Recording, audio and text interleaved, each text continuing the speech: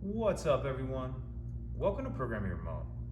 Today I'm going to show you how to change the license plate light on a GMC Yukon. This is a 2015 here, but it's going to be the same on several different years. This will also be the same on several different GM models. So there's two license plate lights, one above either side of the license plate. It's going to be the same to get either one out. I'm just going to show you the one. So you want to take a flathead screwdriver and start on the outer edge of the license plate lens, and you'll see a little notch in there. You'll just pull that in, or push it in rather, and then it'll allow that to come down. So once you get that down, you can actually see the bulb assembly here. We'll twist that to our left about a quarter of a turn or so. That'll allow that to come out. To get the bulb out, you'll just pull that straight out. You want to wear some gloves or at least wash your hands or something before, because you really don't want to get any dirt or grease on that.